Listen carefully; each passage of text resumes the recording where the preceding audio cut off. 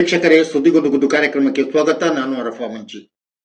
ಈಗಾಗಲೇ ರಾಷ್ಟ್ರಾದ್ಯಂತ ಕಲ್ಲಡ್ಕದ ಪ್ರಭಾಕರ ಭಟ್ರು ಬಹಳ ದೊಡ್ಡ ಸುದ್ದಿಯಾಗಿದ್ದಾರೆ, ಚರ್ಚೆಯ ವಸ್ತು ಆಗಿದ್ದಾರೆ.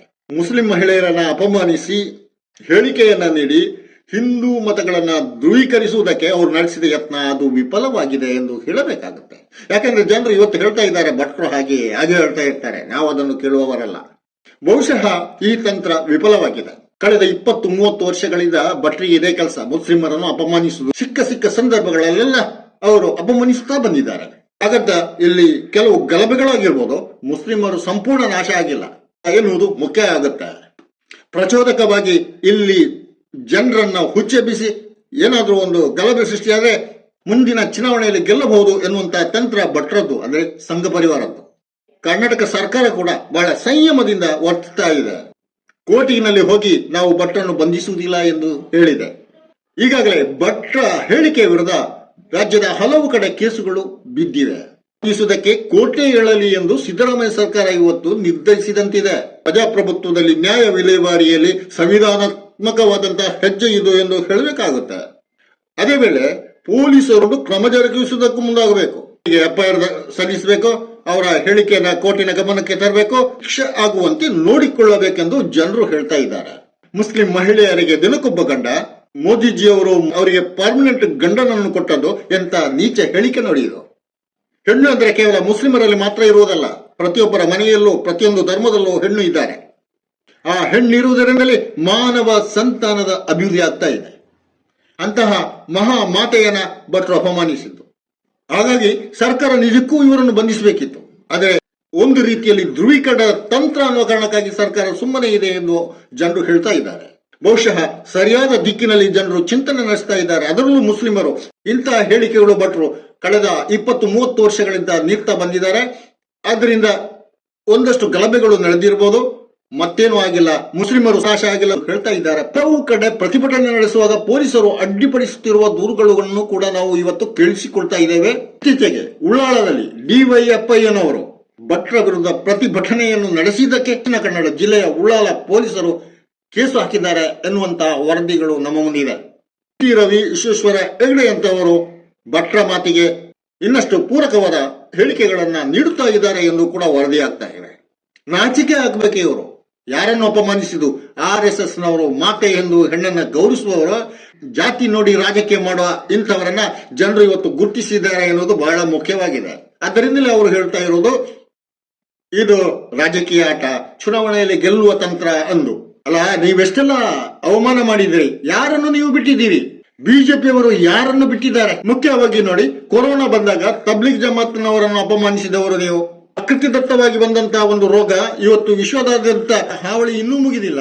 ಬೀದಿ ಬದಿಯಲ್ಲಿ ತಳ್ಳು ಗಾಡಿಯಲ್ಲಿ ವ್ಯಾಪಾರ ಮಾಡುತ್ತಿದ್ದಂತಹ ಮುಸ್ಲಿಮರ ಗಡ್ಡ ಇಳಿದು ಹೇಳಿದವರು ನೀವು, ಹೊಡೆದವರು ನೀವು, ದನ ಕಳ್ಳ ಸಾಗಾಟ ಮಾಡ್ತಾ ಇದ್ದಾರೆ ಎಂದು ಆರೋಪಿಸಿ ಗಲಭೆ ಸೃಷ್ಟಿಸಿದವರು ನೀವು, ಗುಂಪು ಹತ್ಯೆ ಮಾಡಿದವರು ನೀವು. ನೀವು ಮಾಡಿದ ಅನ್ಯಾಯ ಎಷ್ಟೇ, ಮಾನವತೆ ನಿಮ್ಮನ್ನು ಕ್ಷಮಿಸುತ್ತಾ?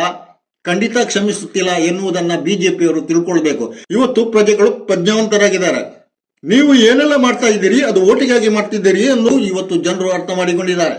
ಹಾಗಾಗಿ ಇವತ್ತು ಧರ್ಮ ಭೇದವನ್ನು ಮರೆತು ಜನರು ಭಟ್ರ ಅನೈತಿಕವಾದ ಮಾತಿಗೆ ಪ್ರತಿಭಟನೆಯನ್ನು ಸಲ್ಲಿಸ್ತಾ ಇದ್ದಾರೆ. ಪೊಲೀಸರು ಬಿಡದಿರಲಿ, ಅವರು ತಮ್ಮ ಪ್ರತಿಭಟನೆಯನ್ನು ಸಲ್ಲಿಸ್ತಾ ಇದ್ದಾರೆ. ಹೇಳಿಕೆ ವಿರುದ್ಧ ಕೇಸುಗಳು ದಾಖಲಾಗ್ತಾ ಇವೆ. ಮುಸ್ಲಿಮರು ಕೂಡ ಸಂಯಮದಿಂದ ವರ್ತಿಸುತ್ತಿದ್ದಾರೆ ಎನ್ನುವುದು ಬಹಳ ಮುಖ್ಯವಾಗಿದೆ. ಜನರು ಸಾಮಾನ್ಯ ಮುಸ್ಲಿಮರು ಹೇಳ್ತಾ ಇರೋದು, ಈ ಆಟಕ್ಕೆ ನಾವು ಬಗ್ಗುವವರಲ್ಲ, ನೀವು ಏನೇ ಹೇಳಿ ನಮಗೇನು ಆಗೋದಿಲ್ಲ. ಮುಸ್ಲಿಮರ ವಿಶ್ವಾಸದಂತೆ ಯಾರು ಅಪಮಾನಿಸ್ತಾನೋ ಅವನೇ ಅವಮಾನಗೊಳ್ಳುತ್ತಾನೆ. ಕಳೆದ ವಿಧಾನಸಭಾ ಚುನಾವಣೆಯಲ್ಲಿ ಗೆಲ್ಲಬೇಕು ಎನ್ನುವ ಕಾರಣಕ್ಕಾಗಿ ನೀವು ಹಿಜಾಬ್ ಅನ್ನು ನಿಷೇಧಿಸಿದ್ರಿ, ನೀವು ಹಲಾಲ್ ಕಟ್ಟು, ಜಟ್ಕಾ ಕಟ್ಟು, ಇನ್ನಿತರ ಹೇಳಿಕೆಗಳನ್ನ ನೀಡಿದ್ರಿ. ಟಿಪ್ಪು ಸುಲ್ತಾನ್ರನ್ನ ಮುಸ್ಲಿಮರಿಗೆ ಕಟ್ಟಿ ಏನೇನೆಲ್ಲ ಹೇಳಿದ್ರಿ. ಸಿದ್ದರಾಮಯ್ಯರನ್ನ ಹೊಡೆದುರುಳಿಸಬೇಕೆಂದು ಆಗ ಸಚಿವರಾಗಿದ್ದ ಅಶ್ವತ್ಥನಾರಾಯಣರು ಗುಡುಗಿದ್ರು. ಜನರು ಸಿದ್ದರಾಮಯ್ಯರನ್ನ ಗೆಲ್ಲಿಸಿ ಅಧಿಕಾರದಲ್ಲಿ ಕೂರಿಸಿದ್ರು. ಅವರ ಜನಪ್ರಿಯ ಕಾರ್ಯಕ್ರಮದ ಮೂಲಕ ಈ ಸರ್ಕಾರ ತನ್ನ ಜನಪ್ರಿಯತೆಯನ್ನು ಹೆಚ್ಚಿಸುವಾಗ ಕಲ್ಲಡ್ಕ ಭಟ್ರಂತವರು ಎದ್ದಿದ್ದಾರೆ. ಅದಕ್ಕೆ ಕೆಲವರು ಗಾಳಿ ಹಾಕ್ತಾ ಬರ್ತಾ ಇದ್ದಾರೆ. ಮಾಧ್ಯಮಗಳು ಓ ಓ ಓ ಅಂತ ಹೇಳ್ತಾ ಇದ್ದಾರೆ. ಇಲ್ಲೊಂದು ಗಲಭೆ ಆಗಬೇಕು, ಧ್ರುವೀಕರಣ ಆಗಬೇಕು, ಬಿಜೆಪಿ ಗೆಲ್ಲಬೇಕು, ಇಷ್ಟೇ ಇದರ ಹಿಂದಿರುವ ಉದ್ದೇಶ. ಬಿಜೆಪಿಯ ನಾಯಕ ಯಡಿಯೂರಪ್ಪ ಅವರ ವಿರುದ್ಧ ಅವರದೇ ಪಾರ್ಟಿಯ ಬಸವನಗೌಡ ಯತ್ನಾಳರು ಸಾವಿರಾರು ಕೋಟಿ ರೂಪಾಯಿಯ ಭ್ರಷ್ಟಾಚಾರವನ್ನು ಹೇಳಿದ್ದಾರೆ. ಇದು ಯಾರ ಹಣ? ಯಾರು ಗುಳು ಮಾಡಿದ್ದು? ಬಿಜೆಪಿ ನಾಯಕರು. ಇಂತಹ ಅನೇಕ ಪ್ರಕರಣಗಳು ಬಿಜೆಪಿ ನಾಯಕರ ವಿರುದ್ಧ ಇದೆ. ಬಿಜೆಪಿಯ ಶಾಸಕರಾಗಿದ್ದ ವಿರೂಪಾಕ್ಷ ಮತ್ತು ಅವರ ಮಗ ಕೋಟ್ಯಾಂತರ ರೂಪಾಯಿ ಲಂಚ ಪಡೆದದನ್ನ ಕರ್ನಾಟಕದ ಜನತೆ ನೋಡಿದೆ. ನೀವು ಮಾಡ್ತಿರುವುದೆಲ್ಲ ಯಾಕೆ? ತಮ್ಮ ಬೊಕ್ಕಸ ತುಂಬಿಸಿಕೊಳ್ಳುವುದಕ್ಕೆ ಮತ್ತು ಚುನಾವಣೆಯಲ್ಲಿ ಗೆದ್ದು ಮುಸ್ಲಿಮರನ್ನು ಬೈಯುವುದಕ್ಕೆ, ಅವರನ್ನು ಟೈಟ್ ಮಾಡುವುದಕ್ಕೆ. ಇಷ್ಟೇ ನಿಮ್ಮ ಉದ್ದೇಶ. ಜನಪರವಾದಂತ ಯಾವುದನ್ನು ನೀವು ಮಾಡಿಲ್ಲ. 40% ಕಮಿಷನ್ ಆರೋಪ ಇದ್ದುದು ನಿಮ್ಮ ಮೇಲೆ. ಇವೆಲ್ಲವನ್ನ ಮುಂದಿಟ್ಟುಕೊಂಡು ನೀವು ಚುನಾವಣೆಯಲ್ಲಿ ಗೆದ್ರ ನೀವು ಸೋತಿದ್ದೀರಿ. ಮುಸ್ಲಿಂ ಮಹಿಳೆಯರನ್ನು ಅಪಮಾನಿಸಿ ಕೂಡ ನೀವು ಗೆಲ್ಲುವುದಿಲ್ಲ, ನೀವು ಸೋಲ್ತೀರಿ.